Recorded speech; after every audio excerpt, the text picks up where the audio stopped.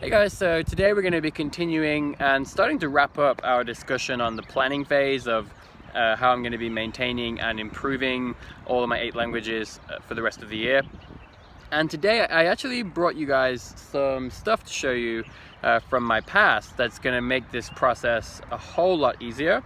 So I want to basically also start to illustrate how you set yourself up for success while you're learning a language, so that when you need to maintain it, or especially if you ever have to revive a rusty language, you will be much more successful if you follow these steps.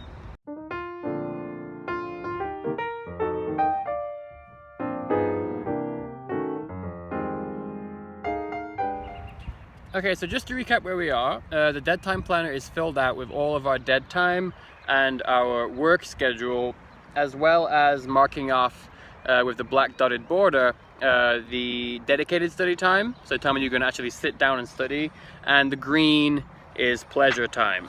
So I went ahead and actually put a photograph of my dead time planner in the shared folder where I gave you guys access to the blank copy as well. So if you need access to that, just go to the link on the page, on the screen, or on the description, and I'll give you guys all access to that folder.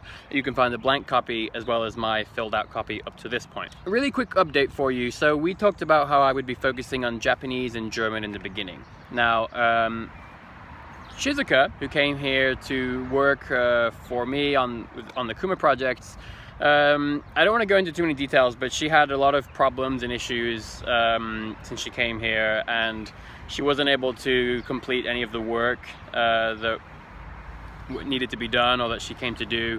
And it's been about 5 or 6 weeks now that she was here, and she had some issues basically, and she actually left and went back to Japan. So it's a bit unfortunate. And so, to be honest, the main reason why I was going to be doing Japanese was because she was here, so it would be a great time to take advantage of. So, but since she's gone, you know, I told you guys that you have to be flexible to a degree, right? And as your life circumstances change, you have to adapt.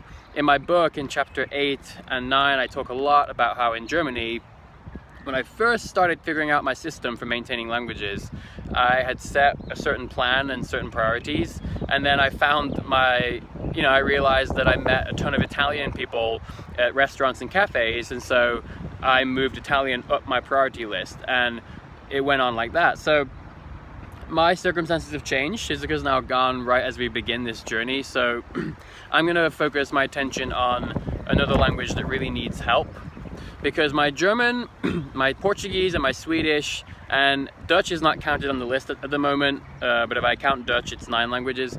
Those languages are sort of in more critical condition. Japanese, French, Italian, Spanish, for example, and obviously English, those are stronger languages. So it makes more sense for me to focus earlier on the weaker languages to sort of bring those up, because those will need more time. So I've decided I'm gonna do Portuguese and German. So what will happen is, in the beginning, I'll be focusing on German and Portuguese, and I'll find ways to start incorporating other languages, and then I may switch to Swedish, and maybe I'll do Spanish, or I'm not sure. But the point is that over time, more and more languages will be incorporated, but the weakest languages will have gotten the most attention by the end of the year, right? That's why I'm starting with Portuguese and German. So I'm actually pretty excited to show you guys something I developed. Now, they're really simple, and it may seem kind of silly, honestly, but it's something that has been instrumental in helping me to maintain and learn so many languages concurrently, and especially now trying to revive rusty languages. And I don't see this being done very often. So I have a whole chapter in my book dedicated to tracking your activity. Now, the way I do that is with these very simple tracking sheets that I developed while I was in Germany. And in the beginning, this was just my sort of best effort to figure out a way to track the activity I was doing, because I was maintaining so many languages and I was learning them at the same time. So I wanted to make sure I knew what I was doing. So at the time, I was going through all of the LinkQ French podcasts for like the 4th time, and I was doing an insanely detailed review. So every time I went through an episode, I would highlight it. I was going through an Ultimate French Grammar Review book. So I had all the chapters and I would highlight them every time I went through. I was reading a novel called Mes Amis, Mes Amours. Every chapter I read, I highlighted it. And then same thing with Elle et Lui. These are both books by Marc Levy. I was reading a book on the history of France. I read L'Étranger.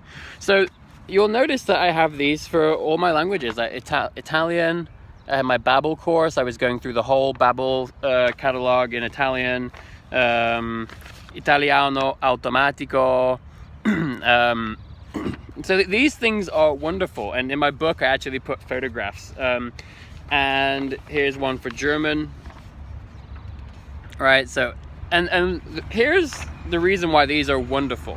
Because when you're learning a lot of languages at once, or even one language, it's very important to actually know what you've done. And I made a video that I'll put on the screen here about creating your own content catalog. So what that means is you study in a structured way so that everything you have studied, you keep track of it, you organize it, and you keep it in a nice little catalog, because that will enable you to maintain your knowledge and deepen it very efficiently. Here's why. So if I study 5 podcasts, right? Let's say I study the transcripts, I go through, I learn vocabulary, I listen a few times. Great, I've studied those 5 podcasts. The thing is that I need to make sure I continually go back over those 5 podcasts, right? I need to be able to review those at a moment's notice. If I just start studying a podcast, a book, a bit of this app, that application, I do 5 minutes of a movie, I do 2 minutes of a TV show, and I don't keep track of what I've been doing, it's impossible for me to be able to review what I've done, and therefore I sort of lose it a bit. Over time, yes, there's a cumulative effect. However, just imagine if your language gets rusty. Where do you start? Where do you start again? You don't know, because you don't know what you've done. So you're basically back to square one. In my case, look what I have. I have a German tracking sheet. I can see everything that I ever did learning German. And so, in theory, I can also see everything that I knew in German, right? So it's going to be much more effective for me to go back and start reviewing material that I already studied in German, because I know it's in my brain somewhere, right? Let me show you something else. This is all part of my content catalog for the German language. So I have a notebook, and I have loads of these. And in this notebook are all the notes that I took on all the resources that are on this tracking sheet. So basically, the tracking sheet becomes a diary, it's a documentation, and it also becomes an index for my content catalog, right? So I have my index, this shows me everything I've done. I can go and find all these resources, that's the catalog, and I can start to review material that I once knew really well. And I promise you, it's going to come back to me so quickly, and this is going to facilitate the process of reviving my German skills tremendously.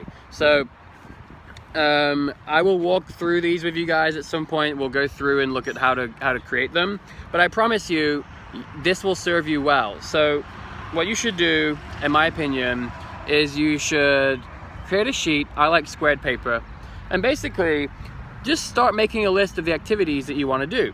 Right? So I had the Babbel courses. I wrote them all down ahead of time. I made each lesson was a number.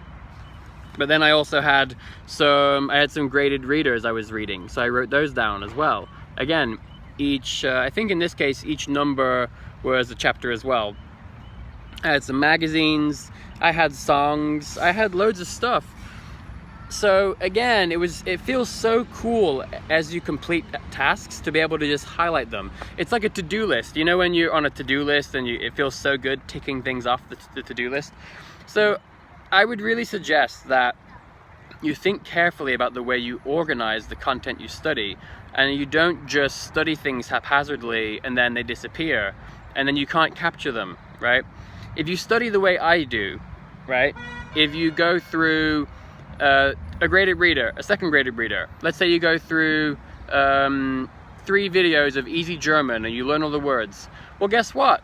If you go through it in an organized way, make a catalog and track your activity, then every few weeks you can go back. If you want to review all the words you learned, all the grammatical things, you just go through and review. Just listen to the 3 podcasts again, right? And then one day, if you ever lose track of your language activities and your skills, well, you can always come back and you'll know exactly what you did, and you can just simply review it and it'll come back to you just like that. So I hope you guys are enjoying these videos. I'm trying to give like really solid, concrete tips and advice here. So I'm trying to make this not just let's beat around the bush and talk kind of about it and then, you know, please buy my book. I'm trying to make it, I'm trying to give you real concrete advice and tips and steps that you can follow. So I really hope you're enjoying it. Please let me know. And in the next video, we'll finally talk about what we're actually going to do in these dead time slots and study time slots.